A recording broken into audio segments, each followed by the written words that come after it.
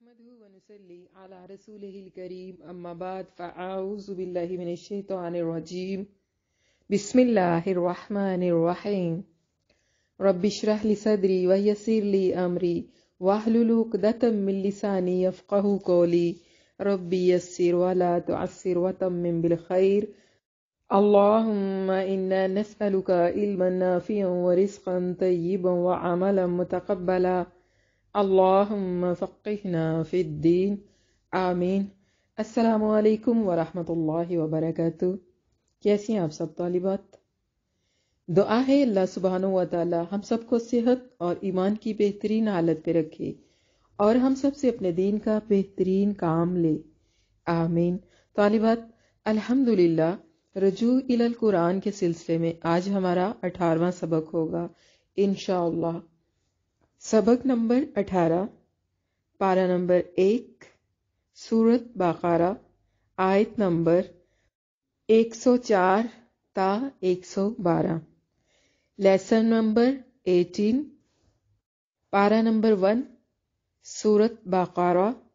آیت number 104 to 112۔ سب سے پہلے ہم اس کے تجوید کے رولز دیکھیں گے، اس کے بعد ہم انشاءاللہ اس کے رواں ترجمے اور تفسیر کی طرف آئیں گے۔ بسم اللہ الرحمن الرحیم۔ یا ایہا الذین آمنوا، یا الف مدہ ہے، ہا الف مدہ ہے، زی یا مدہ ہے، آ مد اصلی ہے، نو واو مدہ ہے، لا تقولو، لا الف مدہ ہے، قو واو مدہ ہے، قاف کو موٹا ادا کریں گے، تا کو باریک، لو واو مدہ ہے، یا ایہا الذین آمنوا لا تقولوا راعینا، را الف مدہ ہے اور را کو موٹا پڑھیں گے، عین کو اس کے مخرج سے ادا کریں گے، نا الف مدہ ہے، وقولوا انظرنا، واو کی ادائیگی کے وقت ہونٹوں کو گول کریں گے، او واو مدہ ہے اور اس کو موٹا ادا کرنا ہے، لو واو مدہ ہے اور لام کو باریک پڑھیں گے، ننظر، نون ساکن کا اخفا مع الغنہ، زور، ذا کو نرم اور موٹا ادا کریں گے اور را کو بھی موٹا ادا کرنا ہے، نا الف مدہ ہے، وقولوا انظرنا واسمعوا، واو کی ادائیگی کے وقت ہونٹوں کو گول کریں گے، واو وا الف مدہ ہے، سین کو باریک سیٹی کے ساؤنڈ کے ساتھ ادا کریں گے، میم کو باریک اور او واو مدہ ہے، وَلِلْكَافِرِينَ، واو کی ادائیگی کے وقت ہونٹوں کو گول کریں گے، لیل، لام کو باریک پڑھنا ہے اور ہلانا نہیں ہے، کا مد اصلی ہے، ری یا مدہ ہے، نون کو باریک پڑھیں گے، وَلِلْكَافِرِينَ عَذَابٌ، ذال کو نرم اور یہ الف مدہ ہے، بن، نون تنوین کا اظہار ہے، اخفا نہیں کریں گے، علیم، لی یا مدہ ہے، حمزہ کو تحقیق سے پڑھیں گے، لی یا مدہ ہے اس لیے وقف کی صورت میں مد کر کے پڑھ سکتے ہیں، عذاب علیم، ما یود الذین، ما الف مدہ ہے، یود الذین، ذی یا مدہ ہے، کفروا، کاف کو باریک، فا کو باریک اور رو کو موٹا ادا کریں گے اور یہ واو مدہ ہے، من اہل الکتاب، من، نون ساکن کا اظہار ہے، اخفا نہیں کریں گے، اہل الکتاب، تا مد اصلی ہے، با کو باریک پڑھیں گے، وَلَلْمُشْرِكِينَ، واو کی ادائیگی کے وقت ہونٹوں کو گول کریں گے، لال، لا الف مدہ ہے، لام کو ہلانا نہیں ہے، مشرکین، را کو باریک پڑھیں گے، کی یا مدہ ہے، نون کو باریک پڑھیں گے، وَلَلْمُشْرِكِينَ أَن يُنَزَّلَ، یہاں پر نون تنوین کا اخفا مع الادغام ہے، يُنَزَّلَ، زا کو سختی کے ساتھ ادا کریں گے، لام کو باریک، أَن يُنَزَّلَ عَلَيْكُم مِّن خَيْرٍ مِّن رَّبِّكُم، अलैकुम, लई या लीन है, कुम मिन, मीम साकिन का इजहार मअल अदगाम है, मिन नून साकिन का इजहार है, इख्फा नहीं करेंगे, अलैकुम मिन खैरिम मिर रब्बिकुम, यहाँ पर नून तनवीन का इजहार मअल अदगाम है, मिर रब्बिकुम, नून तनवीन का इजहार मअल अदगाम, रा को मोटा अदा करेंगे, बा को बारीक, कुम, यहाँ पर मीम साकिन का इजहार है, इख्फा नहीं करेंगे, वल्लाहु यख्तस्सु, वाव अलिफ मद्दा है, लफ्ज अल्लाह को मोटा अदा करेंगे, यख्तस्सु, या बारीक और खा को मोटा, ता को बारीक और सौद को मोटा पढ़ेंगे, बिरहमतिही, रा को मोटा पढ़ेंगे, हा को इसके मखरज से अदा करेंगे, मीम और ता को बारीक पढ़ना है, ही मद्दे असली है, मन यशा, यहाँ पर नून तनवीन का इख्फा मअल अदगाम है, शा अलिफ मद्दा है और इसके ऊपर जो मद है मद्दे मुत्तसिल है, क्योंकि हरफे मद्दा के बाद हमजा इसी कालिमा के अंदर है, वल्लाहु, लफ्ज अल्लाह को मोटा अदा करेंगे, वाव अलिफ मद्दा है, जुल फद्लिल अज़ीम, जुल जू वाव मद्दा है, फद दौद को मोटा अदा करेंगे, लाम को बारीक, अज़ीम, जी या मद्दा है, इसलिए वक्फ की सूरत में मत करके पढ़ सकते हैं, अज़ीम, मा नंसख,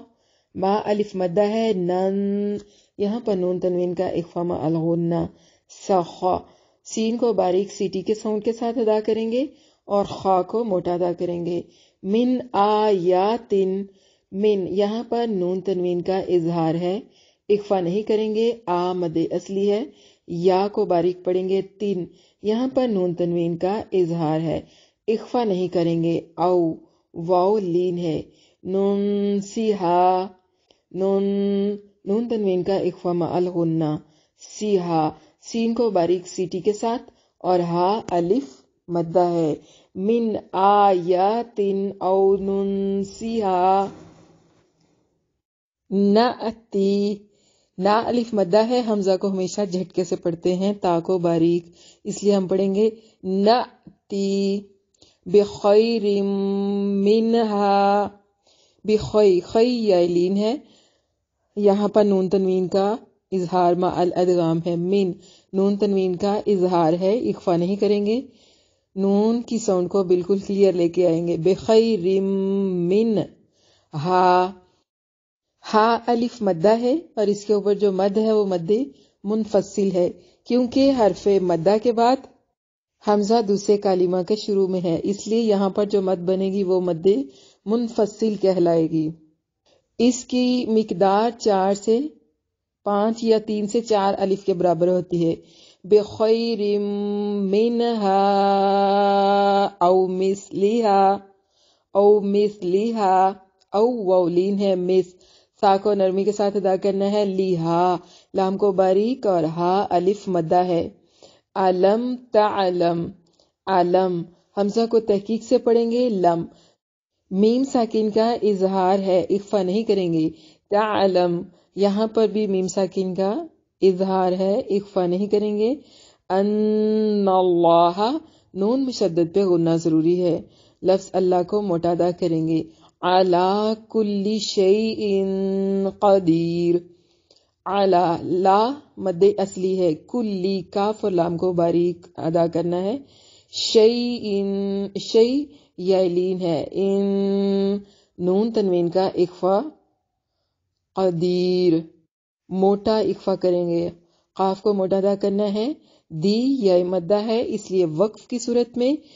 मद करके पढ़ सकते हैं, कुल्ली शैइन कदीर, और वस्ल की सूरत में यहाँ पर नून तनवीन का इजहार होगा, अलम तअलम, मीम साकिन का इजहार है, इख्फा नहीं करेंगे, तअलम, मीम साकिन का इजहार है, इख्फा नहीं करेंगे, अन्नल्लाह, हमजा को तहकीक से पढ़ेंगे, नून मुशद्दद पे गुन्ना जरूरी है, लफ्ज अल्लाह को मोटा अदा करेंगे, लाहू मुल्कुस समावाति वल अर्द, लाहू हु मद असली है, मुल्कुस समावाती मा मद असली है, वाव मद असली है, ता को बारीक पढ़ेंगे, वल रा को भी मोटा और दाद को भी मोटा अदा करना है। व मालकुम मिन व मा वाव की अदायगी के वक्त होंठों को गोल करेंगे। मा अलिफ मद्दा है। लकुम मिन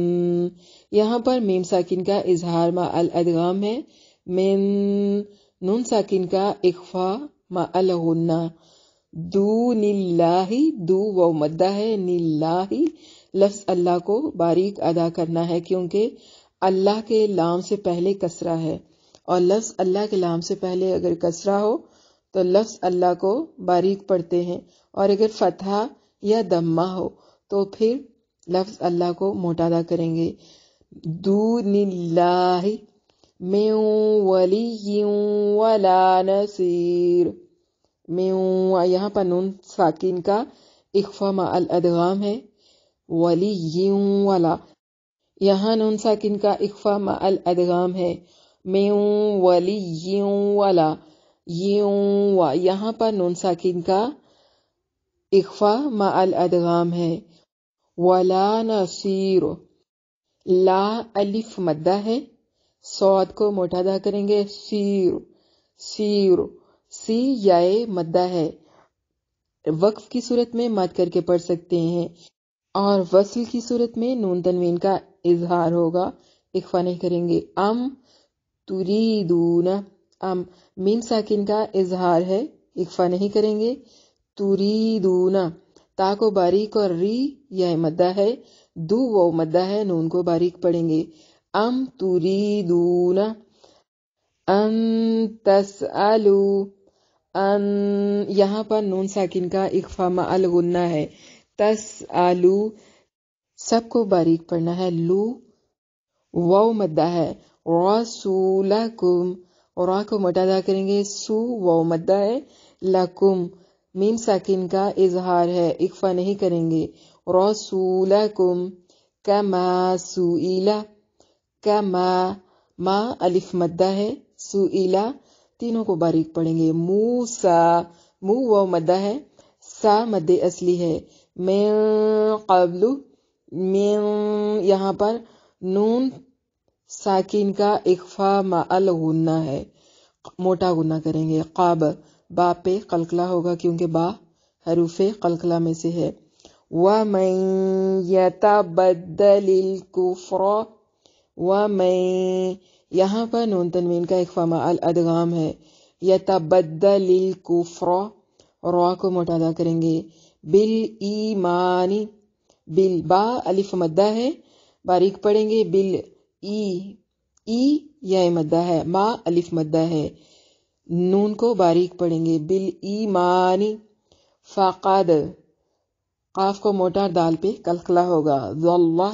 फ़क़द ज़ल्ला द्वाद को मोटा और लाम को झटके से पढ़ना है। सवा अस्सबील वाव अलिफ मद्दा है और मद मद्दे मुत्तसिल है, इसको 4 से 5 हरकत के बराबर खींच सकते हैं, 3 से 4 भी। सबी बी यह मद्दा है, इसे वक्फ की सूरत में मद करके पढ़ सकते हैं। वद्द कसीरुम मिन अहलिल किताबी वद्दा वाव की अदायगी के वक्त होंठों को गोल करेंगे और दाल को झटके से अदा करना है। कसीरुम मिन सा को इसके मखरज से अदा करेंगे और सी यह मद्दा है। रुम मिन नून तनवीन का इजहार मा अल अदगाम है। आह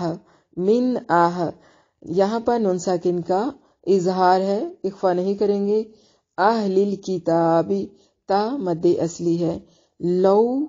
यारुद्दूनकुम लौ वाउलीन है। यारुद्दूनकुम या को बारीक और रा को मोटा अदा करेंगे। दाल को झटके से और दू वाव मद्दा है। लौ यारुद्दूनकुम कुम यहाँ पर मीम साकिन का इजहार है मा अल अदगाम। मिम बादी यहाँ पर नून साकिन का इख्फा मा अल अक़लाब है। बादी ऐन को इसके मखरज से अदा करेंगे। ईमानिकुम ای یا مدہ ہے، ما الف مدہ ہے، نیکم نون کو باریک ادا کریں گے، کاف کو بھی باریک پڑھیں گے، کم میم ساکن کا اظہار ہے، اخفا نہیں کریں گے، کفارا فا الف مدہ ہے، را الف مدہ ہے، وقف کی صورت میں مد کریں گے اور وصل کی صورت میں نون تنوین کا اظہار ہوگا، کفارن، اور وقف کی صورت میں کفارا، حسادم من، یہاں پر دم من نون تنوین کا اظہار مع الادغام ہے، من نون ساکن کا اظہار ہے، اخفا نہیں کریں گے، حسادم من عندی، یہاں پر نون ساکن کا اخفا مع الغنہ ہے، انفسہم، ان نون ساکن کا اخفا ہے، ہم میم ساکن کا اظہار مع الادغام ہے، من بعدی، یہاں پر نون ساکن کا اخفا مع الاقلاب ہے، بعدی، عین کو اس کے مخرج سے ادا کریں گے، دال کو باریک، ما تبینہ، ما الف مدہ ہے، تبینہ، تا کو باریک، با کو بھی باریک ادا کریں گے اور یا کو جھٹکے سے پڑھیں گے اور نون کو بھی باریک، تبینہ لہم الحق، یہاں پر وقف کی صورت میں قلقلہ کریں گے اور ملانے کی صورت میں حقو ایک حرکت کے برابر پڑھیں گے، فعفو، فا الف مدہ ہے، عین کو اس کے مخرج سے ادا کریں گے، فو واو مدہ ہے، وصفحو، واو کی ادائیگی کے وقت ہونٹوں کو گول کریں گے اور یہ الف مدہ ہے، وصف، اور صاد کو موٹا ادا کریں گے، ہو واو مدہ ہے، حتی، تا مد اصلی ہے، یأتی اللہ، یا الف مدہ ہے اور حمزہ کو جھٹکے سے پڑھیں گے، یأتی اللہ، لفظ اللہ کو موٹا ادا کرنا ہے، بِأَمْرِهِ، وقف کی صورت میں بِأَمْرِهِ اور وصل کی صورت میں بِأَمْرِهِ، ہی مد اصلی ہے، ان اللہ، حمزہ کو تحقیق سے پڑھیں گے، نون مشدد پہ غنہ ضروری ہے، لفظ اللہ کو موٹا ادا کرنا ہے، علی، لا مد اصلی ہے، کل شیء قدیر، شیء یا لین ہے اور یہاں پر نون تنوین کا اخفا موٹا اخفا کریں گے، قدیر، دی یا مدہ ہے، اس لیے وقف کی صورت میں مد کر کے پڑھ سکتے ہیں اور ملانے کی صورت میں نون تنوین کا ادغام ہوگا، وَأَقِیمُوا الصَّلَاةَ، وَأَقِی کی یا مدہ ہے، قاف کو موٹا ادا کریں گے، مو وہ مدہ ہے، صاد کو موٹا ادا کریں گے، مُصَّلَاةَ، لا مد اصلی ہے، وَآتُوا الزَّکَاةَ، آ مد اصلی ہے، تو وہ مدہ ہے، کا مد اصلی ہے، گول تا وقف کی صورت میں ہائے ساکن میں بدل جائے گی، آتُوا الزَّکَاةَ، آتُوا الزَّکَاةَ، اور ملانے کی صورت میں وَآتُوا الزَّکَاةَ وَمَا تُقَدِّمُوا، وَمَا، واو کی ادائیگی کے وقت ہونٹوں کو گول کریں گے، ما الف مدہ ہے، تقدموا، قاف کو موٹا ادا کریں گے، مو واو مدہ ہے، لِأَنفُسِكُم من، لِأَن، ان یہاں پر نون تنوین کا اخفا مع الغنہ ہے، فُسِكُم من، میم ساکن کا اظہار مع الادغام ہے، من نون ساکن کا اظہار ہے، اخفا نہیں کریں گے، خیرن، خیرن، یہاں پر خی یا لین ہے، رن یہاں پر نون تنوین کا اخفا ہے، اظہار نہیں کرنا، تجدوہ، دو واو مدہ ہے، عند اللہ، نون تنوین کا اخفا مع الغنہ، لفظ اللہ کو موٹا پڑھیں گے، ان اللہ، حمزہ کو تحقیق سے پڑھیں گے، نون مشدد پہ غنہ ضروری ہے، لفظ اللہ کے لام کو بھی موٹا پڑھنا ہے، بی ما الف مدہ ہے، تعملون، لو وہ مدہ ہے، تعملون، عین کو اس سے مخرج سے ادا کریں گے، تا اور میم کو بھی باریک پڑھنا ہے، لو وہ مدہ ہے، نون کو باریک پڑھیں گے، بصیر، سی یائے مدہ ہے اور را کو باریک پڑھیں گے وقف کی صورت میں، ملانے کی صورت میں یہاں پر نون تنوین کا ادغام ہے۔ وقالو، وقالو، قا الف مدہ ہے، لو واو مدہ ہے، لن يدخل الجنت، لن یہاں پر نون تنوین کا اخفا مع الادغام ہے، یاد دال پہ قلقلہ ہوگا، لن يدخل الجنت، جنت نون مشدد پہ غنہ ضروری ہے، الا لا الف مدہ ہے، من کان، من یہاں پر نون تنوین کا اخفا ہے مع الغنہ، کان کا الف مدہ ہے، نون کو باریک پڑھیں گے اور اس کو کھینچنا بھی نہیں ہے، ہودن او نصارا، ہودن، ہو وہ مدہ ہے، دن یہاں پر نون تنوین کا اظہار ہے، او واولین ہے، نصارا نون کو باریک پڑھیں گے، صاد مد اصلی ہے، را مد اصلی ہے، تل کا تا کو باریک، لام کو باریک اور کاف کو بھی باریک پڑھنا ہے، امانیہم حمزہ کو تحقیق سے پڑھیں گے، ما الف مدہ ہے، نیہم نون کو باریک اور یا کو جھٹکے سے پڑھنا ہے، امانیہم، ہم میم ساکن کا اظہار ہے، اخفا نہیں کریں گے، قل قاف کو موٹا ادا کریں گے اور لام کو ہلانا نہیں ہے، ہا تو ہا الف مدہ ہے، تو واو مدہ ہے، برہانکم، بور را کو موٹا پڑھیں گے اور با کو باریک، ہا الف مدہ ہے، نکم نون اور کاف کو باریک پڑھیں گے، کم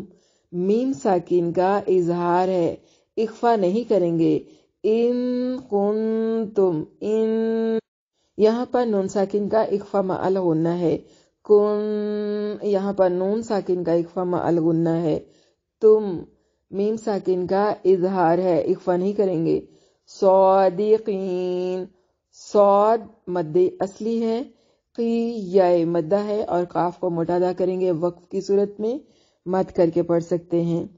با لا با کو باریک اور لا مد اصلی ہے، من نون تنوین کا اظہار ہے، اخفا نہیں کریں گے، اسلم حمزہ کو تحقیق سے پڑھیں گے، سین کو باریک سیٹی کے ساتھ، لام کو باریک اور میم کو بھی باریک پڑھیں گے، وجہہ وجہ واو کی ادائیگی کے وقت ہونٹوں کو گول کریں گے، جیم حروف قلقلہ میں سے ہے اس لیے یہاں پر قلقلہ ہوگا، ہو مد اصلی ہے، وجہہ للہ لفظ اللہ کے لام کو باریک پڑھیں گے، وَهُوَ مُحْسِنٌ، محسن ہا کو اس کے مخرج سے ادا کریں گے، سین کو باریک سیٹی کی ساؤنڈ کے ساتھ ادا کرنا ہے، نون یہاں پر نون تنوین کا اخفا ہے، فَلَهُ أَجْرُهُ، فَلَهُ لام کو باریک اور ہو مد اصلی ہے، اس کے اوپر جو مد ہے مد منفصل ہے کیونکہ حرف مدہ کے بعد حمزہ دوسرے کلمہ کے شروع میں ہے، آج حمزہ کو تحقیق سے پڑھیں گے، جیم پر قلقلہ ہوگا کیونکہ جیم حروف قلقلہ میں سے ہے، حروف قلقلہ کے علاوہ اور کسی بھی لفظ پہ قلقلہ نہیں کرنا، اجروہ را کو موٹار ہو مد اصلی ہے، عند ربہ یہاں پر نون ساکن کا اخفا مع الغنہ ہے، ربہ را کو موٹا ادا کریں گے، با کو باریک اور ہی مد اصلی ہے، ولا واو کی ادائیگی کے وقت ہونٹوں کو گول کریں گے، لا الف مدہ ہے، خوف خو واولین ہے، فن یہاں پر نون تنوین کا اظہار ہے، علیہم لئی یائلین ہے، ہم میم ساکن کا اظہار ہے، اخفا نہیں کریں گے، ولا لا الف مدہ ہے، ہم میم ساکن کا اظہار ہے، اخفا نہیں کریں گے، یحزنون ہا کو اس کے مخرج سے ادا کریں گے، زا کو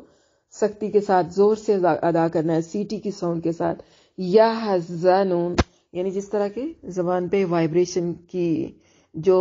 حرکت ہے نا وہ فیل ہونی چاہیے، جس طرح وائبریشن فیل ہوتی ہے نا اس طرح زبان پر وائبریشن فیل ہونی چاہیے، یحزنون نو واو مدہ ہے، اس لیے وقف کی صورت پہ مد کر کے پڑھ سکتے ہیں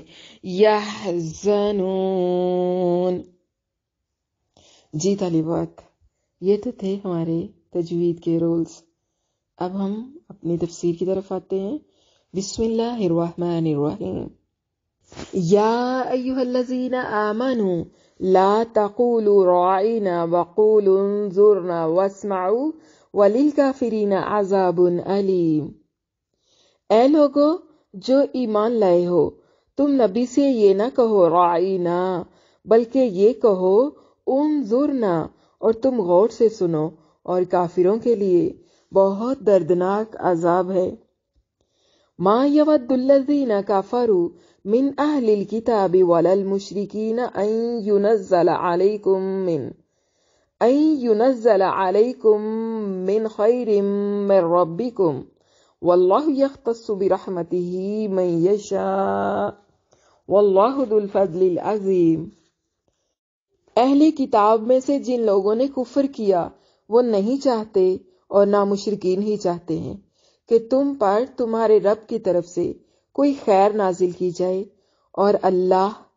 اس کے لیے اپنی رحمت خاص کرتا ہے جسے چاہتا ہے، اور اللہ فضل عظیم کا مالک ہے۔ ان آیات کے اندر بتایا گیا ہے کہ الفاظ کے استعمال میں بھی ادب کا لحاظ جو ہے وہ رکھنا لازمی ہے۔ اللہ تعالیٰ نے اپنے مومن بندوں کو کافروں کے اقوال اور ان کے افعال کی مشابہت اختیار کرنے سے منع فرمایا ہے۔ یہود رسول اللہ صلی اللہ علیہ وسلم سے گفتگو کرتے اور آپ صلی اللہ علیہ وسلم کی ذات مبارک کی توہین اور تنقیص کے لیے اس طرح کے الفاظ استعمال کرتے، جان بوجھ کر اس طرح کے الفاظ استعمال کرتے تھے۔ یعنی جب وہ اللہ کے نبی صلی اللہ علیہ وسلم کو یہ کہنا چاہتے کہ ہماری بات سنیں، تو اس مفہوم کے لیے اسمع لنا یہ کہنے کی بجائے وہ کیا کہتے؟ راعینا، جس کا اصل مفہوم تو ہے کہ ہماری طرف توجہ کیجیے، اور اس کا مادہ رعا ہے، مگر وہ اس سے رعونا مراد لیتے، جس کا مادہ تھا رعن، اونچا پن، نہ سمجھی، جیسا کہ اللہ تعالیٰ نے فرمایا ہے من الذین ہادوا یحرفون الکلم عن مواضعہ ویقولون سمعنا وعصینا واسمع غیر مسمع ورعینا لیا بألسنتہم وطعنا فی الدین ولو انہم قالوا سمعنا واطعنا واسمع وانظرنا لکان خیر لہم واقوم ولکن لعنہم اللہ بکفرہم فلا یؤمنون الا قلیلا۔ سورۃ نساء۔ اور یہ جو یہودی ہیں ان میں کچھ ایسے لوگ بھی ہیں کہ کلمات کو ان کے مقامات سے بدل دیتے ہیں اور اپنی زبانوں کو بل دے کر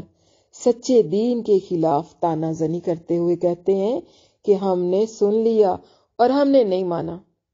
اور کہتے ہیں سنو اگرچہ تم اس قابل نہیں ہو کہ تمہیں کچھ سنایا جائے،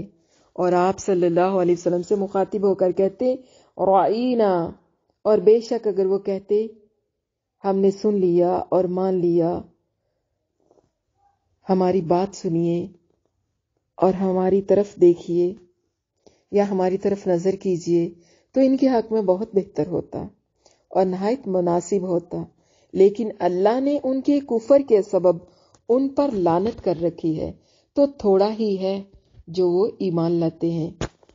کفار سے مشابہت۔ اسی طرح حدیث مبارک میں آیا ہے کہ جب یہ سلام کہتے ہیں السلام علیکم کی بجائے السلام علیکم کہتے ہیں، اور سام کے معنی ہے موت۔ اسی لیے ہمیں یہ حکم ہے کہ ہم ان کے جواب میں صرف وعلیکم کہیں، اور حدیث کے اندر یہ بھی آیا ہے کہ ہماری بد دعا ان کے حق میں قبول ہوتی ہے، ان کی ہمارے حق میں قبول نہیں ہوتی۔ اللہ تعالیٰ نے اس آیت میں اہل ایمان کو کافروں کے ساتھ قول اور فعل میں مشابہت سے منع فرمایا ہے۔ حضرت ابن عمر رضی اللہ عنہما سے روایت ہے کہ اللہ کے رسول صلی اللہ علیہ وسلم نے فرمایا مجھے قیامت سے پہلے تلوار کے ساتھ محبوس کیا گیا ہے تاکہ اللہ وحدہ لا شریک کی عبادت کی جائے، میرا رزق میرے نیزے کے سائے تلے رکھ دیا گیا ہے، ذلت اور رسوائی اس کے مقدر میں لکھ دی گئی ہے جو میرے حکم کی مخالفت کرے، اور جو شخص کسی قوم کی مشابہت اختیار کرے وہ انہی میں سے ہے۔ اسی طرح امام ابو داؤد نے بھی حضرت ابن عمر رضی اللہ عنہما سے صرف یہ الفاظ روایت کیے ہیں، من تشبہ بقوم فہو منہم، کہ جس نے کسی قوم کی مشابہت اختیار کی وہ انہی میں سے ہے۔ تو اس میں کافروں کے قول، ان کے فعل، ان کے لباس، ان کے تہواروں، عبادتوں اور ان کے کاموں میں کسی بھی قسم کی مشابہت اختیار کرنے سے شدید قسم کی ممانعت کی گئی ہے، اور بہت ہی سخت وعید آئی ہے، جن کا ہمیں نہ حکم دیا گیا ہے اور نہ ہماری شریعت میں ان کا کوئی وجود ہے۔ ارشاد باری تعالیٰ ہے، یا ایھا الذین آمنوا لا تقولوا راعینا، اے اہل ایمان تم گفتگو کے وقت اللہ کے پیغمبر سے راعینا نہ کہو، یعنی وہ لوگ راعینا کی بجائے کہتے راعینا، یعنی اپنی زبان کو پیش دیتے۔ تو جس لفظ میں کسی لفظ کی مشابہت آئے تو اللہ تعالیٰ نے مشابہت میں بھی منع کیا ہے کہ جس لفظ کی مشابہت سے اللہ کے نبی صلی اللہ علیہ وسلم کی شان میں کمی آئے تو وہ لفظ ہی نہیں بولنا۔ اللہ تعالیٰ نے راعینا ہی بولنے سے منع کر دیا اور فرمایا کہ تم راعینا نہ کہو بلکہ کہو انظرنا۔ حضرت ابن عباس رضی اللہ عنہما سے روایت ہے کہ وہ نبی صلی اللہ علیہ وسلم سے کہا کرتے تھے، ارینا سمعک، ہماری طرف کان لگائیں۔ راعینا عطینا کی طرح ہے۔ مجاہد رحمہ اللہ فرماتے ہیں کہ اس کے معنی یہ ہیں کہ تم خلاف نہ کہا کرو، اور اسی طرح ایک اور روایت میں ہے کہ تم یہ نہ کہا کرو کہ آپ ہماری بات سنیں اور ہم آپ کی سنیں گے۔ اسی طرح حضرت عطا رحمہ اللہ بیان کرتے ہیں کہ انصار اپنی لغت کے مطابق یہ لفظ استعمال کرتے تھے، لیکن اللہ تعالیٰ نے انہیں اس سے منع فرما دیا۔ اسی طرح سدی رحمہ اللہ کا قول ہے کہ بنو قینقاع میں سے رفاعہ بن زید نامی ایک یہودی تھا، اور نبی صلی اللہ علیہ وسلم کے پاس آ کر جب گفتگو کرتا تو کہتا، اپنا کان میری طرف لگائیے اور سنیے، نہ سنوائے جائیں۔ مسلمان سمجھتے تھے کہ شاید انبیاء کرام علیہم السلام کی تعظیم کے لیے اسی طرح کے الفاظ استعمال کیے جاتے ہیں، اور ان میں سے کچھ لوگ یہ کہتے کہ اسمع غیر مسمعین، یعنی یہ ایک مقولہ ہے بمانی غیر صاغرین، اس کا مفہوم ہے آپ معزز ہیں گھٹیا نہیں ہیں، جیسے کہ سورۃ نساء میں بھی ہے۔ اللہ تعالیٰ نے اسے بیان فرمایا ہے، اس لیے اللہ تعالیٰ نے مومنوں کو منع کرتے ہوئے فرمایا کہ وہ اللہ تعالیٰ کے نبی صلی اللہ علیہ وسلم سے بات کرتے ہوئے راعینا نہ کہا کریں۔ کافروں اور اہل کتاب کی مسلمانوں سے شدید عداوت ہے۔ ما یود الذین کفروا من اہل الکتاب ولا المشرکین ان ینزل علیکم من خیر من ربکم، اہل کتاب میں سے جن لوگوں نے کفر کیا وہ نہیں چاہتے اور نہ مشرکین ہی چاہتے ہیں کہ تم پر تمہارے پروردگار کی طرف سے کوئی خیر و برکت نازل کی جائے۔ اللہ تعالیٰ اپنے اہل ایمان بندوں کو اس بات سے آگاہ کر رہے ہیں کہ کافروں کو، خواہ وہ اہل کتاب میں سے ہوں یا مشرکوں میں سے، ان سے شدید عداوت ہے۔ یہی وجہ ہے کہ اللہ تعالیٰ نے مومنوں کو ان کی مشابہت سے منع کیا ہے، ان کی مشابہت اختیار کرنے سے منع فرمایا ہے، تاکہ ان کے درمیان ہر قسم کے تعلقات محبت کو ختم کر دیا جائے۔ پھر اللہ تعالیٰ نے اس مقام پر فرمایا ہے کہ یہ اس کا اپنے مومن بندوں پر بہت بڑا انعام ہے کہ اس نے انہیں اس کامل دین اور شریعت سے نوازا ہے جسے اس نے اپنے پیغمبر حضرت محمد صلی اللہ علیہ وسلم پر نازل فرمایا۔ ارشاد باری تعالیٰ ہے، واللہ یختص برحمتہ من یشاء واللہ ذو الفضل العظیم، اور اللہ جسے چاہتا ہے اپنی رحمت کے لیے چن لیتا ہے، اور اللہ فضل عظیم کا مالک ہے۔ ما ننسخ من آیات او ننسیہا نأتی بخیر منہا او مثلہا الم تعلم ان اللہ علی کل شیء قدیر۔ جو آیت ہم منسوخ کرتے ہیں یا اسے بھلا دیتے ہیں تو اس سے بہتر یا اسی کی مثال لے آتے ہیں۔ کیا آپ نہیں جانتے کہ بے شک اللہ ہر چیز پر قادر ہے؟ الم تعلم ان اللہ لہ ملک السماوات والارض، کیا آپ نہیں جانتے کہ بے شک اللہ ہی کے لیے ہے آسمانوں اور زمین کی بادشاہی؟ وما لکم من دون اللہ من ولی ولا نصیر، اور تمہارے لیے اللہ کے سوا نہ کوئی حمایتی ہے اور نہ کوئی مددگار۔ نسخ کس کو کہتے ہیں؟ نسخ اور اس کی تعریف۔ حضرت ابن عباس رضی اللہ عنہ سے روایت ہے کہ ما ننسخ من آیات، اس کے معنی ہے کہ ہم جس آیت کو بدل دیتے ہیں۔ ابن جریج رحمہ اللہ نے مجاہد سے روایت کیا ہے کہ ہم جس آیت کو مٹا دیتے ہیں، اور ابن ابو نجیح نے مجاہد سے ما ننسخ من آیات، اس کے معنی یہ بیان کیے ہیں کہ ہم اس کے الفاظ کو تو باقی رکھتے ہیں لیکن حکم کو بدل دیتے ہیں۔ اس مفہوم کو انہوں نے عبداللہ بن مسعود رضی اللہ عنہ کے صاحب سے بیان کیا ہے۔ سدی رحمہ اللہ کہتے ہیں کہ آیت کو نسخ کرنے کے معنی اسے قبض کرنے کے ہیں۔ اسی طرح ابن ابو حاتم رحمہ اللہ بیان کرتے ہیں کہ سدی رحمہ اللہ کے قول کے مطابق قبض کرنے سے مراد اسے اوپر اٹھانا ہے، جیسے کہ شادی شدہ مرد اور عورت جب زنا کریں تو ان دونوں کو لازماً رجم کر دو،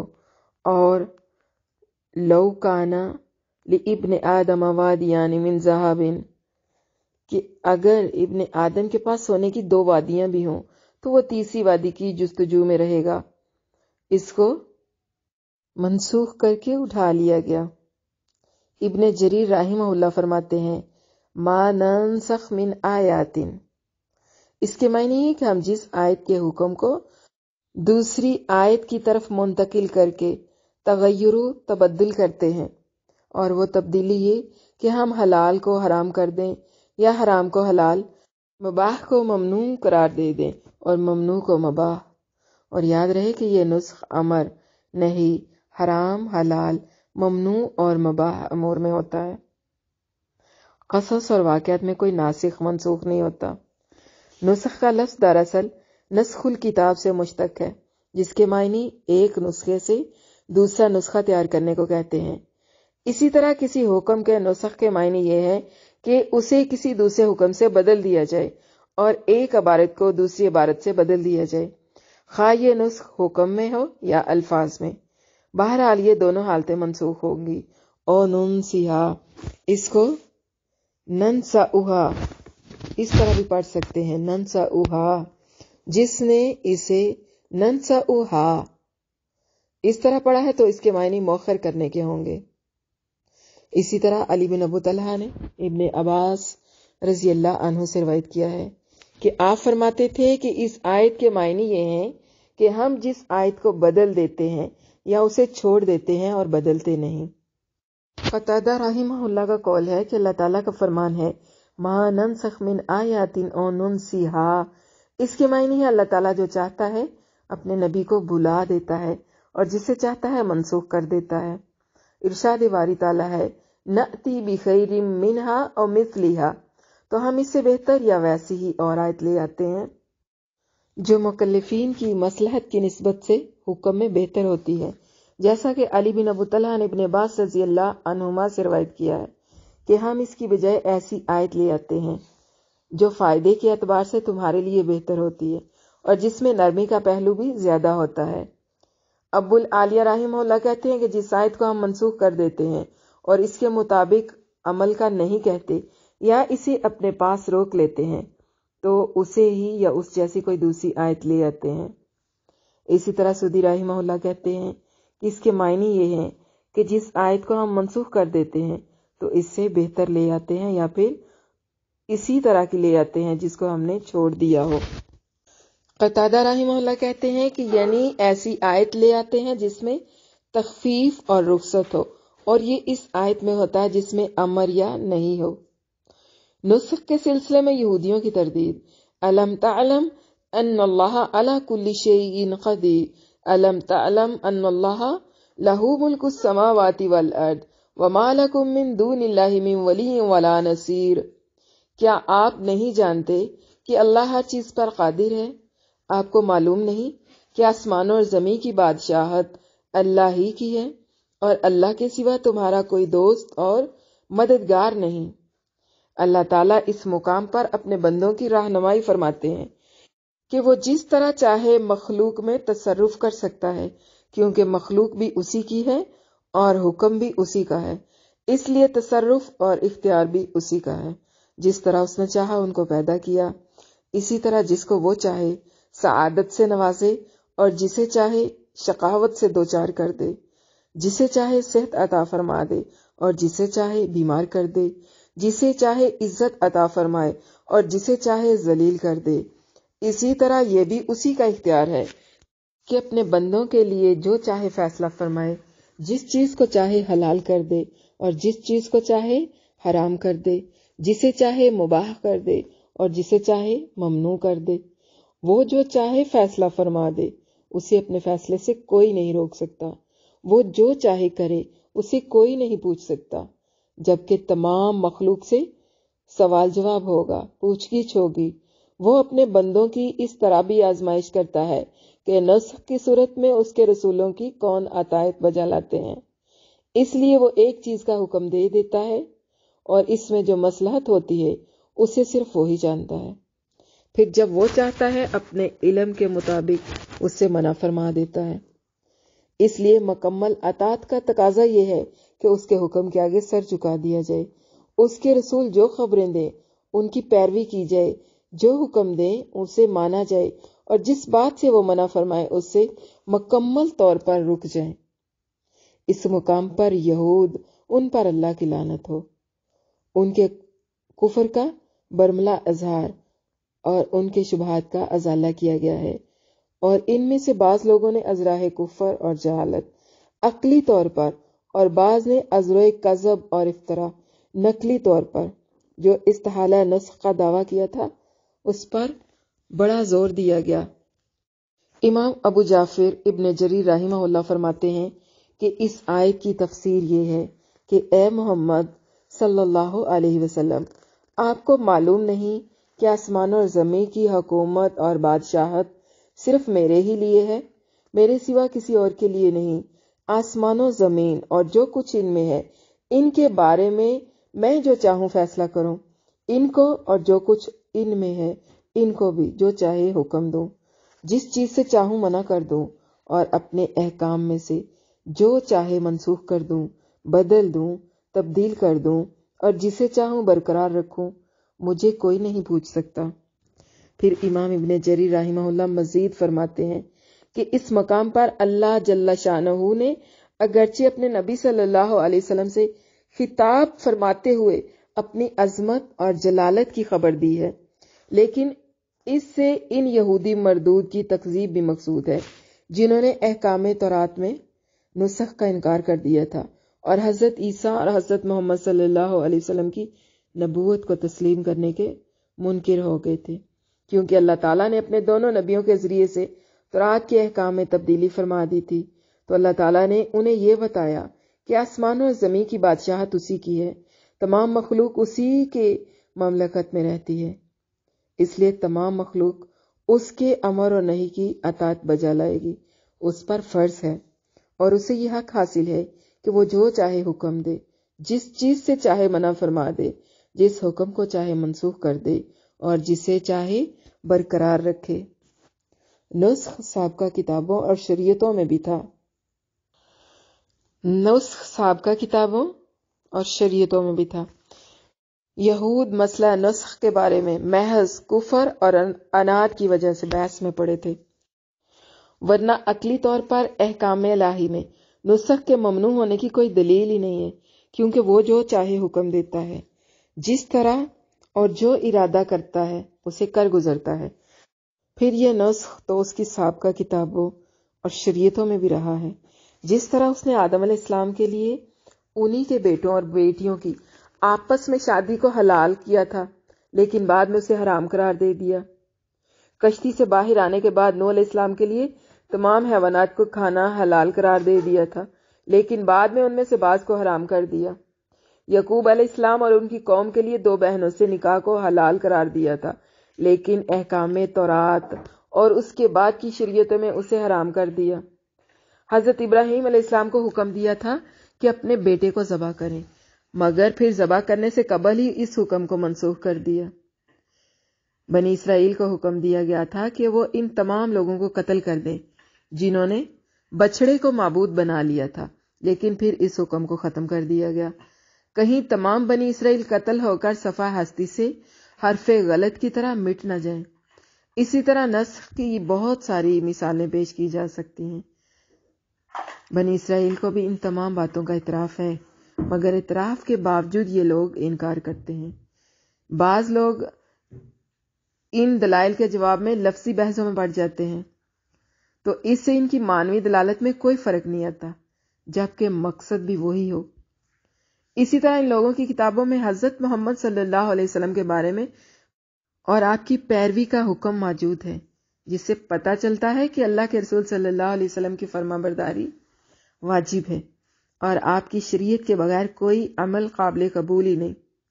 اور اس سے کوئی فرق نہیں پڑتا کہ کوئی یہ کہے کہ سابقہ شریعتیں تو صرف آپ کی 22 تک تھی، اس لیے اسے نسخ نہیں کہا جا سکتا، جیسا کہ ارشاد باری تعالیٰ ہے ثم اتموا الصیام الی اللیل، سورۃ بقرہ، پھر تم روزے کو رات تک پورا کرو۔ اس میں روزہ رات میں داخل نہیں ہے۔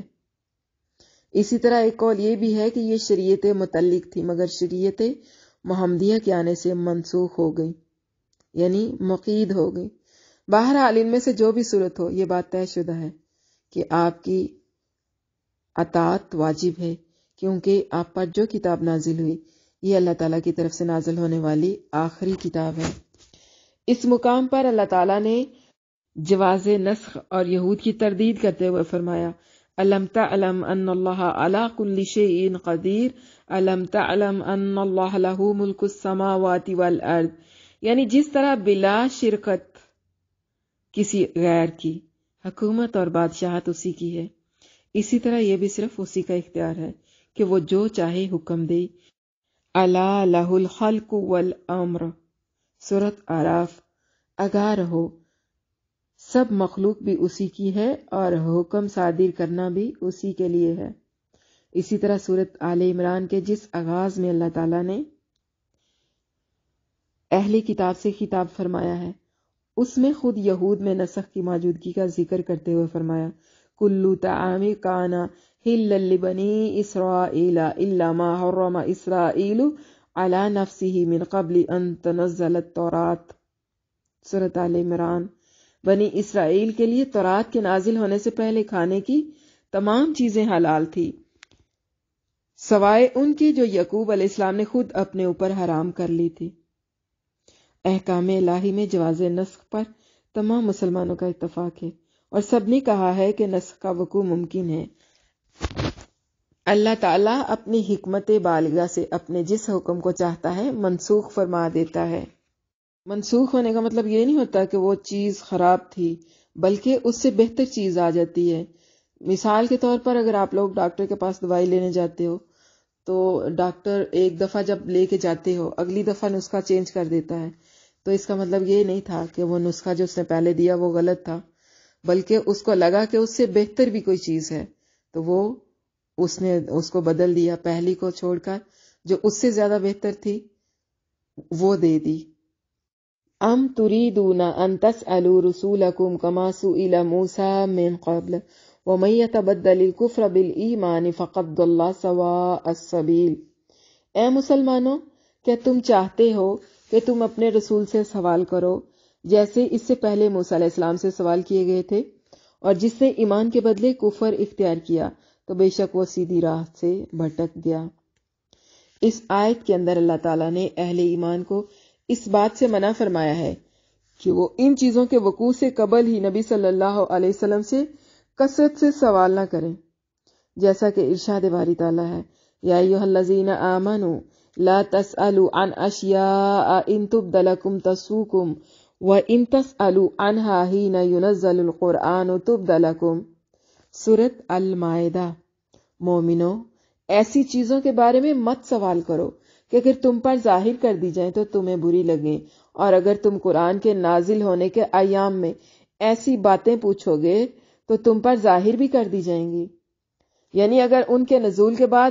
تم ان کی تفصیل کے بارے میں سوال کرو گے تو اسے تمہارے سامنے بیان کر دیا جائے گا۔ اسی طرح کسی چیز کے وقوع ہونے سے پہلے اس کے بارے میں سوال نہ کرو، ہو سکتا ہے کہ تمہارے سوال کی وجہ سے اسے تمہارے لیے حرام قرار دے دیا جائے یا تمہارے لیے مشکل بنا دیا جائے۔ اسی لیے حدیث مبارک میں آیا ہے، مسلمانوں میں سب سے بڑا جرم اس شخص کا ہے جس نے کسی ایسی چیز کے بارے میں سوال کیا جو حرام نہیں تھی، مگر اس کے سوال کرنے کی وجہ سے اسے حرام قرار دے دیا گیا۔ صحیح بخاری کی یہ روایت ہے، اس کا نمبر ہے 7289۔ اللہ کے رسول صلی اللہ علیہ وسلم سے جب ایسے آدمی کے بارے میں سوال کیا گیا جو اپنی بیوی کے ساتھ کسی دوسرے آدمی کو پاتا ہے، اگر وہ بات کرے تو ایک بہت بڑے مسئلے کے بارے میں بات کرتا ہے، اور اگر وہ خاموشی اختیار کرے تو وہ اسی طرح کے بڑے مسئلے پر خاموش رہتا ہے۔ اللہ کے رسول صلی اللہ علیہ وسلم نے اس طرح کے سوالات کو انتہائی ناپسند فرمایا، پھر اس کے جواب میں اللہ تعالیٰ نے لعان کا حکم نازل فرما دیا۔ صحیحین میں مغیرہ بن شعبہ رضی اللہ عنہ کی حدیث میں ہے، انہ کان ینہا عن قیل وقال وکثرت السؤال وایداءۃ المال، بے شک آپ صلی اللہ علیہ وسلم فضول گفتگو، کثرت سوال اور اداءۃ مال سے منع فرمایا کرتے تھے۔ اسی طرح صحیح مسلم میں ہے، آپ صلی اللہ علیہ وسلم نے فرمایا، ذارونی ما ترکتکم فانما ہلک من کان قبلکم بکثرت سؤالہم، مجھے چھوڑ دو جب تک میں تمہیں چھوڑے رکھوں، کیونکہ تم سے پہلے لوگوں کو کثرت سوال اور انبیاء سے اختلاف ہی نے تباہ و برباد کر دیا تھا۔ واختلافہم علی انبیائہم فاذا امرتکم بشیء فأتوا منہ ما استطعتم، اس لیے جب میں تمہیں کوئی حکم دوں تو اپنی استطاعت کے مطابق اسے بجا لاؤ۔ وَإِذَا نَهَيْتُكُمْ عَنْ شَيْءٍ فَدَعُوهُ، اور جب کسی چیز سے منع کر دوں تو اس سے مکمل طور پر اجتناب کرو۔ یہ آپ صلی اللہ علیہ وسلم نے اس وقت فرمایا تھا جب آپ صلی اللہ علیہ وسلم نے مسلمانوں کو بتایا کہ اللہ تعالیٰ نے تم پر حج فرض کیا ہے، تو ایک آدمی نے عرض کی تھی، اے اللہ کے رسول صلی اللہ علیہ وسلم، کیا حج ہر سال فرض ہے؟ اس نے 3 بار یہ سوال پوچھا اور آپ صلی اللہ علیہ وسلم خاموش رہے۔ پھر فرمایا، لا لو قلت نعم لوجبت ولو وجبت لما استطعتم ثم قال ذرونی ما ترکتکم، فرمایا نہیں، اگر میں کہہ دیتا ہاں تو حج ہر سال واجب ہو جاتا، اور اگر واجب ہو جاتا تو تمہیں ہر سال کرنے کی استطاعت نہ ہوتی۔ پھر آپ صلی اللہ علیہ وسلم نے فرمایا، مجھے چھوڑ دو جب تک میں تمہیں چھوڑے رکھوں۔ اس لیے حضرت انس بن مالک رضی اللہ عنہ بیان کرتے ہیں کہ ہمیں منع کر دیا گیا کہ ہم رسول اللہ صلی اللہ علیہ وسلم سے کسی چیز کے بارے میں سوال کریں، اس لیے ہماری خواہش ہوتی تھی کہ کوئی دیہاتی آدمی آئے، وہ آپ صلی اللہ علیہ وسلم سے پوچھے اور ہم سنیں۔ اس آیت میں ام تریدونا کے معنی یہ ہیں، بلکہ تم یہ چاہتے ہو، یعنی ام بامانی بل ہے، یا پھر اس کے معنی استفہام کے مطابق یہ ہیں، کیا تم یہ چاہتے ہو، اور اس صورت میں یہ استفہام انکاری ہوگا اور اس کے مخاطب مومن اور کافر سب لوگ ہیں، کیونکہ آپ تمام لوگوں کے لیے اللہ کے رسول ہیں، جیسے ارشاد باری تعالیٰ ہے، یسألک اہل الکتاب ان تنزل علیہم کتابا من السماء فقد سألوا موسى اکبر من ذلك فقالوا آرنا اللہ جہرة فأخذتهم الصاعقة بظلمهم، سورۃ نساء۔ اے نبی صلی اللہ علیہ وسلم، اہلی کتاب آپ سے درخواست کرتے ہیں کہ آپ صلی اللہ علیہ وسلم ان پر ایک لکھی ہوئی کتاب آسمان سے اتار لائیں۔ یہ لوگ حضرت موسیٰ علیہ السلام سے اس سے بھی بڑی بڑی فرمائشیں یا درخواستیں کر چکے ہیں۔ ان سے کہتے تھے، ہمیں اللہ کو ظاہر آنکھوں سے دکھا دو، چنانچہ ان کے گناہ کی وجہ سے ان کو بجلی نے آ پکڑا۔ اسی طرح محمد بن اسحاق نے ابن عباس رضی اللہ عنہما سے روایت کیا ہے کہ وہب بن زید نے کہا اے محمد صلی اللہ علیہ وسلم ہمارے پاس ایسی کتاب لے کر آئیں جو ہم پر آسمان سے نازل ہو اور ہم اسے پڑھیں، پھر ہمارے لیے نہریں جاری فرما دیں تو ہم آپ صلی اللہ علیہ وسلم کی پیروی اور تصدیق کریں گے۔ تو اس کے جواب میں اللہ تعالیٰ نے فرمایا ام تریدون ان تسألوا رسولکم کما سئل موسیٰ من قبل ومن یتبدل الکفر بالایمان فقد ضل سواء السبیل۔ کیا تم یہ چاہتے ہو کہ اپنے پیغمبر سے اسی طرح سوال کرو جس طرح اس سے پہلے موسیٰ علیہ السلام سوال کیے گئے تھے، اور جس شخص نے ایمان چھوڑ کر اس کے بدلے کفر اختیار کر لیا وہ سیدھے راستے سے بھٹک گیا۔ مطلب یہ کہ اللہ تعالیٰ نے ان لوگوں کی مذمت فرمائی ہے جنہوں نے رسول اللہ صلی اللہ علیہ وسلم سے ضد اور ہٹ درمی سے سوال کیے تھے، جس طرح بنی اسرائیل نے تکذیب اور عناد سے حضرت موسیٰ علیہ السلام سے سوال کیے تھے، اور فرمایا من یتبدل الکفر بالایمان، یعنی جو شخص ایمان کے بدلے کفر کو خرید لے تو فقد ضل سواء السبیل، وہ سیدھے راستے سے بھٹک کر جہالت اور گمراہی کے راستے پر چلا گیا۔ اور جن لوگوں نے انبیاء اکرام کی تصدیق، پیروی اور اطاعت کی وجہ ان کی مخالفت اور تکذیب محض تنگ کرنے کے لیے کی، بلا ضرورت سوال پوچھنے کی روش کو اختیار کیا، ان کا یہی حال تھا۔ ارشاد باری تعالیٰ ہے الم ترى الى الذين بدلوا نعمت اللہ کفرا واحلوا قومهم دار البوار جہنم یصلونها وبئس القرار۔ سورۃ ابراہیم۔ کیا آپ نے ان لوگوں کو نہیں دیکھا جنہوں نے اللہ کے احسان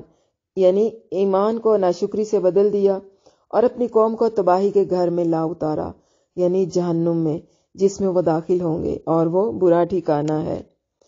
ابو العالیہ رحمہ اللہ بیان کرتے ہیں وَمَن يَتَبَدَّلِ الْكُفْرَ بِالْإِيمَانِ، اس کے معنی یہ ہیں کہ جس شخص نے خوشحالی کو چھوڑ کر تنگ دستی کو لے لیا تو وہ سیدھے راستے سے بھٹک گیا۔ وَدَّ كَثِيرٌ مِّنْ أَهْلِ الْكِتَابِ لَوْ يَرُدُّونَكُم مِّن بَعْدِ إِيمَانِكُمْ كُفَّارًا حَسَدًا مِّنْ عِندِ أَنفُسِهِم مِّن بَعْدِ مَا تَبَيَّنَ لَهُمُ الْحَقُّ۔ اہل کتاب میں سے بہت سے یہ چاہتے ہیں کاش وہ تمہارے ایمان لانے کے بعد تمہیں پھیر کر کافر بنا دیں، اپنے دلوں میں حسد کرتے ہوئے، اس کے بعد کہ ان کے سامنے حق واضح ہو چکا۔ فَاعْفُوا وَاصْفَحُوا حَتَّى يَأْتِيَ اللَّهُ بِأَمْرِهِ، پس معاف کر دو اور جانے دو یہاں تک کہ اللہ اپنا حکم لے آئے۔ إِنَّ اللَّهَ عَلَى كُلِّ شَيْءٍ قَدِيرٌ، بے شک اللہ ہر چیز پر خوب قادر ہے۔ وَأَقِيمُوا الصَّلَاةَ وَآتُوا الزَّكَاةَ، اور تم نماز قائم کرو اور زکوٰۃ دو۔ وَمَا تُقَدِّمُوا لِأَنفُسِكُم مِّنْ خَيْرٍ تَجِدُوهُ عِندَ اللَّهِ، اور تم اپنے لیے جو بھی بھلائی آگے بھیجو گے اسے اللہ کے ہاں پاؤ گے، بے شک تم جو عمل کرتے ہو۔ ان اللہ بما تعملون بصیر، بے شک تم جو عمل کرتے ہو اللہ اسے خوب دیکھنے والا ہے۔ اہل کتاب کے رستے پر چلنے سے منع کیا گیا ہے۔ اللہ تعالیٰ اپنے اہل ایمان بندوں کو اہل کتاب میں سے کفار کے رستے پر چلنے سے منع فرماتے ہیں کہ یہ اپنے ظاہر و باطن میں ان کے لیے کس قدر شدید دشمنی اور کس قدر شدید حسد رکھتے ہیں، حالانکہ انہیں مسلمانوں اور ان کے نبی صلی اللہ علیہ وسلم کی فضیلت کے بارے میں خوب علم ہے، لیکن اس کے باوجود اللہ تعالیٰ نے اپنے اہل ایمان بندوں کو حکم دیا کہ وہ عفواً درگزر سے کام لیں، حتیٰ کہ اللہ تعالیٰ انہیں اپنی فتح نصرت سے سرفراز فرما دے۔ سمجھ آ رہی ہے؟ آ رہی ہے۔ اور اللہ تعالیٰ نے اپنے مومن بندوں کو نماز قائم کرنے اور زکوٰۃ ادا کرنے کا حکم دیا اور اس کی خوب ترغیب بھی دی ہے۔ عبداللہ بن کعب بن مالک رحمہ اللہ سے روایت ہے کہ کعب بن اشرف یہودی شاعر تھا اور وہ نبی کریم صلی اللہ علیہ وسلم کی ہجو کیا کرتا تھا۔ اسی کے بارے میں اللہ تعالیٰ نے اس آیت کو نازل فرمایا وَدَّ كَثِيرٌ مِّنْ أَهْلِ الْكِتَابِ لَوْ يَرُدُّونَكُم مِّن بَعْدِ إِيمَانِكُمْ كُفَّارًا حَسَدًا مِّنْ عِندِ أَنفُسِهِم مِّن بَعْدِ مَا تَبَيَّنَ لَهُمُ الْحَقُّ فَاعْفُوا وَاصْفَحُوا، اہل کتاب میں سے یہ چاہتے ہیں کاش کہ وہ تمہارے ایمان لانے کے بعد تمہیں پھیر کر کافر بنا دیں، اپنے دلوں میں حسد کرتے ہوئے، اس کے بعد کہ ان کے سامنے حق واضح ہو چکا، پس معاف کر دو اور درگزر کرو۔ حضرت ابن عباس رضی اللہ عنہما سے روایت ہے کہ ایک رسول امی نے انہیں ان کی کتابوں، رسولوں اور آیت کے بارے میں نہ صرف سب کچھ صحیح صحیح بتایا بلکہ ان سب کی اسی طرح تصدیق بھی فرمائی جس طرح یہ خود تصدیق کرتے ہیں، مگر اس کے باوجود انہوں نے کفر، حسد اور سرکشی کی وجہ سے آخری نبی حضرت محمد صلی اللہ علیہ وسلم پر ایمان لانے سے انکار کر دیا۔ اسی لیے تو اللہ تعالیٰ نے فرمایا ہے کفارن حسدا من عند انفسہم من بعد ما تبین لہم الحق، یعنی اللہ تعالیٰ نے ان کے سامنے حق کو اس طرح روشن کر دیا تھا کہ کوئی بات بھی ان سے پوشیدہ نہیں تھی، لیکن حسد کی وجہ سے انہوں نے انکار کی روش اختیار کی۔ اسی طرح اللہ تعالیٰ نے انہیں شرم دلائی ہے، ڈانٹا ہے، شدید مذمت کی ہے، اور اللہ تعالیٰ نے اپنے نبی صلی اللہ علیہ وسلم اور اپنے مومن بندوں کو قرآن مجید اور اس سے پہلے والی آسمانی کتابوں پر ایمان لانے اور ان کی تصدیق کرنے کی وجہ سے عزت و شرف بخشا اور اجر و ثواب اور فتح نصرت سے سرفراز فرمانے کا وعدہ فرمایا۔ ربی بن انس بیان کرتے ہیں کہ من عند انفسہم، اس کے معنی ہے من قبل انفسہم، یعنی اپنی طرف سے۔ اور ابو العالیہ رحمہ اللہ بیان کرتے ہیں من بعد ما تبین لہم الحق، یعنی یہ حق واضح ہونے کے باوجود حضرت محمد صلی اللہ علیہ وسلم جو اللہ کے رسول ہیں انہوں نے کفر کو اختیار کیا، کیونکہ وہ آپ کے بارے میں تورات اور انجیل میں لکھا ہوا بھی پاتے تھے، مگر انہوں نے محض اس وجہ سے حسد اور سرکشی کو اختیار کرتے ہوئے کفر کیا کہ آپ صلی اللہ علیہ وسلم کا تعلق بنی اسرائیل سے نہیں بلکہ ایک دوسرے خاندان سے ہے۔ فَاعْفُوا وَاصْفَحُوا حَتَّى يَأْتِيَ اللَّهُ بِأَمْرِهِ، تم معاف کر دو اور درگزر کرو یہاں تک کہ اللہ تعالیٰ اپنا دوسرا حکم بھیجے۔ یہ اسی طرح ہے جیسے کہ ارشاد باری تعالیٰ ہے وَلَتَسْمَعُنَّ مِنَ الَّذِينَ أُوتُوا الْكِتَابَ مِن قَبْلِكُمْ وَمِنَ الَّذِينَ أَشْرَكُوا أَذًى كَثِيرًا، اور تم ان لوگوں سے جنہیں تم سے پہلے کتاب دی گئی اور ان لوگوں سے جنہوں نے شرک کیا بہت سی ایذا کی باتیں سنو گے۔ اعمال صالحہ کی ترغیب، ارشاد باری تعالیٰ ہے وَأَقِیمُوا الصَّلَاةَ وَآتُوا الزَّکَاةَ وَمَا تُقَدِّمُوا لِأَنفُسِکُم مِّن خَیْرٍ تَجِدُوهُ عِندَ اللَّہ، اور تم نماز قائم کرو اور زکوٰۃ دو اور تم اپنے لیے جو بھی بھلائی آگے بھیجو گے اسے اللہ کے ہاں پاؤ گے۔ اس میں اللہ تعالیٰ نے ایسے تمام کام جو ہیں وہ سر انجام دینے کی ترغیب دی ہے جو فائدے والے ہوں اور روز قیامت کام آنے والے، اور وہ کیا ہیں؟ نماز اور زکوٰۃ، نماز قائم کرنا اور زکوٰۃ ادا کرنا، اور انہی اعمال کو کرنے میں دنیا اور آخرت کی کامیابی ہے، جبکہ آخرت میں ظالموں کو ان کی معذرت کچھ فائدہ نہیں دے گی اور ان کے لیے لعنت اور برا گھر ہوگا۔ اس لیے تو اللہ تعالیٰ نے فرمایا ہے ان اللہ بما تعملون بصیر، یعنی اللہ تعالیٰ کسی بھی عمل کرنے والے کے عمل سے غافل نہیں، اور نہ ہی اس کے پاس کوئی عمل ضائع ہوتا ہے۔ وہ ہر شخص کو اس کے اچھے یا برے عمل کے مطابق اس کا بدلہ ضرور عطا فرمائے گا۔ عقبہ بن عامر رضی اللہ عنہ سے روایت ہے کہ میں نے رسول اللہ صلی اللہ علیہ وسلم سے سنا کہ آپ صلی اللہ علیہ وسلم اس آیت کی تلاوت کرتے ہوئے فرما رہے تھے کہ اللہ تعالیٰ ہر چیز کو دیکھ رہا ہے۔ وَقَالُوا لَن يَدْخُلَ الْجَنَّةَ إِلَّا مَنْ كَانَ هُودًا أَوْ نَصَارَىٰ، اور انہوں نے کہا جنت میں صرف وہی جائے گا جو یہودی یا نصرانی ہوگا۔ تِلْكَ أَمَانِيُّهُمْ، یہ ان کی باطل آرزویں ہیں۔ قُلْ هَاتُوا بُرْهَانَكُمْ إِن كُنتُمْ صَادِقِينَ، اے نبی کہہ دیجئے لاؤ تم اپنی دلیل اگر تم سچے ہو۔ بَلَىٰ مَنْ أَسْلَمَ وَجْهَهُ لِلَّهِ وَهُوَ مُحْسِنٌ فَلَهُ أَجْرُهُ عِندَ رَبِّهِ، کیوں نہیں بلکہ جس نے اپنا چہرہ اللہ کے لیے جھکا دیا اس حال میں کہ وہ نیکی کرنے والا ہے تو اس کے لیے اس کا اجر اس کے رب کے پاس ہے۔ وَلَا خَوْفٌ عَلَيْهِمْ وَلَا هُمْ يَحْزَنُونَ، اور انہیں کوئی خوف نہیں ہوگا اور نہ وہ غمگین ہوں گے۔ ان آیات میں اہل کتاب کے باطل خیالات کی اور قبولیت کے عمل کی شرائط ہیں۔ اللہ تعالیٰ یہود و نصارہ کے بارے میں یہ بیان فرماتے ہیں کہ وہ اپنے بارے میں کس قدر فریب میں ہیں، کس قدر خود فریبی کا شکار ہیں کہ ان میں سے ہر ایک نے یہ دعویٰ کیا ہے کہ صرف انہی کی ملت کے لوگ جنت میں جائیں گے، جیسا کہ سورت مائدہ میں اللہ تعالیٰ نے بیان فرمایا کہ یہ کہا کرتے تھے نحنو ابناء اللہ و احباؤہ، ہم اللہ کے بیٹے اور اس کے پیارے ہیں۔ اللہ تعالیٰ نے ان کی اس بات کی تکذیب کرتے ہوئے فرمایا وہ تو انہیں ان کے گناہوں کی وجہ سے عذاب دے گا، اور اگر یہ اپنے دعوے میں سچے ہیں تو اللہ تعالیٰ انہیں عذاب نہ دیتا، جیسے انہوں نے یہ دعویٰ بھی کیا تھا کہ یہ صرف چند روز کے لیے جہنم میں جائیں گے اور جلد ہی وہاں سے جنت میں منتقل ہو جائیں گے۔ اللہ تعالیٰ نے ان کے اس دعوے کی تردید فرمائی، اسی طرح ان کی اس دعوے کی بھی جو بلا دلیل اور حجت ہے۔ اللہ تعالیٰ نے اس کی تردید کرتے ہوئے فرمایا تلکا امانیہم، یہ ان لوگوں کے باطل خیالات ہیں۔ ابو العالیہ رحمہ اللہ کہتے ہیں کہ یہ ان کی خواہشیں ہیں جو انہوں نے ناحق اللہ تعالیٰ سے قائم کر رکھی تھی۔ اسی طرح قتادہ ربی بن انس کا بھی یہی قول ہے۔ پھر فرمایا قل، اے پیغمبر ان سے کہہ دیجئے ہاتو برہانکم، کہ اگر تم سچے ہو تو اپنی حجت پیش کرو،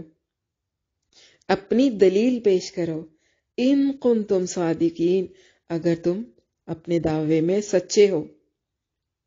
قبولیت عمل کی شرائط کیا ہیں؟ فرمایا بلا من اسلم وجہہ للہ وہو محسن، کیوں نہیں، بلکہ جس نے اپنا چہرہ اللہ کے لیے جھکا دیا اس حال میں کہ وہ نیکی کرنے والا ہے، یعنی جس نے خالص اللہ وحدہ لا شریک کے لیے عمل کیا۔ یہ آیت بالکل ایسے ہی ہے جیسا کہ فرمایا فَإِنْ حَاجُّوكَ فَقُلْ أَسْلَمْتُ وَجْهِيَ لِلَّهِ وَمَنِ اتَّبَعَنِ، سورۃ آل عمران۔ اے پیغمبر، پھر اگر یہ لوگ آپ سے جھگڑنے لگیں تو کہہ دیجئے میں اور میرے ماننے والے تو اللہ کے فرما بردار ہو چکے ہیں۔ ابو العالیہ ربی کہتے ہیں کہ جس نے اللہ کے لیے اخلاص سے کام لیا، جس نے اللہ کے لیے دین کو خالص کر دیا، وَهُوَ مُحْسِنٌ، پھر وہ رسول اللہ صلی اللہ علیہ وسلم کا پیروی کرنے والا ہو گیا، کیونکہ عمل کی قبولیت کے لیے دو شرطیں ہیں۔ عمل خالص اللہ وحدہ لا شریک کے لیے کیا گیا ہو، اور دوسری عمل درست اور شریعت کے مطابق ہو۔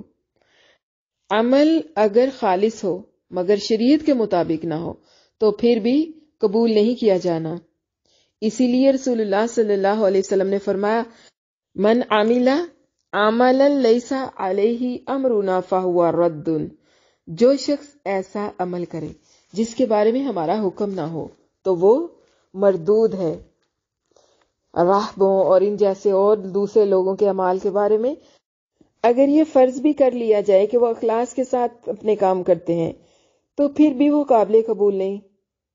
ان کے اعمال بھی صرف اسی وقت قبولیت کا درجہ حاصل کریں گے جبکہ وہ رسول اللہ صلی اللہ علیہ وسلم کی پیروی کریں گے، ان کے عمل جب شریعت کے مطابق ہوں گے، جن کو ان کے لیے بلکہ تمام کائنات انسانی کے لیے مبعوث فرمایا گیا ہے، ان کی پیروی کریں گے، ان کی شریعت کے مطابق ہوں گے تو ہی قبول کیے جائیں گے۔ اور ان جیسے لوگوں کے بارے میں اللہ تعالیٰ نے فرمایا ہے وَقَدِمْنَا إِلَى مَا عَمِلُوا مِنْ عَمَلٍ فَجَعَلْنَاهُ هَبَاءً مَنْثُورًا، سورۃ الفرقان۔ اور جو انہوں نے بظاہر نیک عمل کیے ہوں گے ہم ان کی طرف متوجہ ہو کر ان کو اڑتا ہوا پراگندہ گرد و غبار بنا دیں گے، یعنی انہیں غبار بنا کر اڑا دیں گے۔ اور فرمایا وَالَّذِينَ كَفَرُوا أَعْمَالُهُمْ كَسَرَابٍ بَقِيعَةٍ يَحْسَبُهُ الظَّمْآنُ مَاءً حَتَّى إِذَا جَاءَهُ لَمْ يَجِدْهُ شَيْئًا، سورۃ نور۔ اور جن لوگوں نے کفر کیا ان کے اعمال کی مثال ایسی ہے جیسے چٹیل میدان میں سراب، پیاسا اسے پانی سمجھے یہاں تک کہ جب وہ اس کے پاس آئے تو اسے کچھ بھی نہ پائے۔ اور فرمایا وجوہ یومئذ خاشعہ عاملۃ ناصبہ تصلی نارا حامیہ تسقی من عین آنیہ، سورۃ الغاشیہ۔ اور فرمایا اس روز کئی چہرے ذلیل ہوں گے، سخت محنت والے تھکے ماندے ہوں گے، دہکتی آگ میں داخل ہوں گے، ان کو گرم کھولتے ہوئے چشمے کا پانی پلایا جائے گا، کیونکہ ان کے عمل، ان کی کوششیں، ان کی محنتیں دنیا کے لیے ہوں گی، خواہش نفس کے لیے ہوں گی اور شریعت کے مطابق نہیں ہوں گی۔ اسی طرح اگر ظاہری صورت میں تو عمل شریعت کے مطابق ہو، لیکن عمل کرنے والے نے اسے خلوص کے ساتھ اللہ تعالیٰ کے لیے نہ کیا ہو تو وہ عمل بھی مردود ہوگا، کیونکہ یہ عمل ریاکاری میں آ جائے گا، اور یہی حال ریاکاری کرنے والوں اور منافقوں کا ہوگا۔ ارشاد باری تعالیٰ ہے، ان المنافقین یخادعون اللہ وہو خادعهم وَإِذَا قَامُوا إِلَى الصَّلَاةِ قَامُوا كُسَالَىٰ يُرَاءُونَ النَّاسَ وَلَا يَذْكُرُونَ اللَّهَ إِلَّا قَلِيلًا۔ سورۃ نساء۔ بے شک منافقین اپنی ان چالوں سے اپنے اللہ کو دھوکہ دیتے ہیں، یہ اس کو کیا دھوکہ دیں گے، وہ انہیں دھوکے میں ڈالنے والا ہے۔ اور جب یہ نماز کے لیے کھڑے ہوتے ہیں تو سست اور کاہل ہو کر صرف لوگوں کے دکھانے کے لیے، اور اللہ کی یاد نہیں کرتے مگر بہت ہی کم۔ اور فرمایا، فَوَيْلٌ لِّلْمُصَلِّينَ الَّذِينَ هُمْ عَنْ صَلَاتِهِمْ سَاهُونَ الَّذِينَ هُمْ يُرَاءُونَ وَيَمْنَعُونَ الْمَاعُونَ۔ سورۃ الماعون۔ تو ایسے نمازیوں کے لیے ہلاکت ہے یا خرابی ہے جو نماز کی طرف سے غافل رہتے ہیں، جو ریاکاری کرتے ہیں اور برتنے کی معمولی چیزیں عاریتاً نہیں دیتے، یعنی ادھار نہیں دیتے۔ اسی لیے تو اللہ تعالیٰ نے فرمایا ہے، فَمَن كَانَ يَرْجُو لِقَاءَ رَبِّهِ فَلْيَعْمَلْ عَمَلًا صَالِحًا وَلَا يُشْرِكْ بِعِبَادَةِ رَبِّهِ أَحَدًا۔ سورۃ الکہف۔ تو جو شخص اپنے پروردگار سے ملنے کی امید رکھے، اسے چاہیے کہ نیک عمل کرے اور اپنے پروردگار کی عبادت میں کسی کو شریک نہ بنائے۔ تو اس آیت میں اللہ تعالیٰ نے فرمایا، بَلَا مَنْ أَسْلَمَ وَجْهَهُ لِلَّهِ وَهُوَ مُحْسِنٌ۔ کیوں نہیں، بلکہ جو شخص اللہ کے آگے گردن جھکا دے، ایمان لے آئے اور وہ نیکوکار بھی ہو، اور اللہ کا فرمان ہے، فَلَهُ أَجْرُهُ عِندَ رَبِّهِ وَلَا خَوْفٌ عَلَيْهِمْ وَلَا هُمْ يَحْزَنُونَ۔ تو اس کا صلہ اس کے پروردگار کے پاس ہے، اور ایسے لوگوں کو قیامت کے دن نہ کسی طرح کا خوف ہوگا اور نہ وہ غمناک ہوں گے۔ اس میں اللہ تعالیٰ نے یہ بیان فرمایا ہے کہ انہیں اجر اور ثواب بھی حاصل ہوگا، اور وہ ہر قسم کے غم اور فکر سے بھی محفوظ ہوں گے۔ نہ انہیں مستقبل کا کوئی خوف ہوگا، نہ ماضی کی کسی چیز کے چھوٹنے پر کوئی ملال، نہ ان پر آخرت میں کسی قسم کا کوئی خوف ہوگا، اور نہ وہ موت کے وقت غم کریں گے۔ تو کیا پتہ چلا کہ عمل کی قبولیت کے لیے شرط کیا ہے؟ خلوص، یعنی خالص اللہ کے لیے ہو، اور دوسری شرط شریعت کے مطابق ہو۔ اگر عمل خالص اللہ کے لیے نہ کیا گیا ہو تو وہ بھی قبول نہیں کیا جائے گا، اور اگر شریعت کے مطابق نہ ہو، اللہ کے لیے کیا گیا ہو تو وہ بھی قبول نہیں کیا جائے گا۔ تو کرنا کیا ہے؟ اپنا ہر عمل اللہ کی رضا کے لیے کرنا ہے اور شریعت محمدی صلی اللہ علیہ وسلم کے مطابق کرنا ہے۔ سبحانک اللہم و بحمدک، اشہد ان لا الہ الا انت، استغفرک و اتوب الیک۔ سبحان ربک رب العزت عما یصفون وسلام علی المرسلین والحمد للہ رب العالمین۔ رب اغفر وارحم وانت خیر الراحمین، وصلی اللہ وسلم وبارک علی نبینا محمد وعلی آلہ واصحابہ اجمعین، آمین ثم آمین یا رب العالمین۔ الحمدللہ، آج کا سبق جو ہے وہ مکمل ہو گیا۔ تو آج کے سبق کو لے کر اگر کوئی سوال ذہن میں ہے تو آپ پوچھ سکتی ہیں۔ اللہم انی اعوذ بک من العجز والکسل والجبن والبخل والحرم والقسوة والغفلة والعیلة والذلة والمسکنة، وأعوذ بك من الفقر والكفر والفسوق والشقاق والنفاق والسمعة والرياء، وأعوذ بك من السمم والبكم والجنون والجذام والبرص وسيء الأسقام۔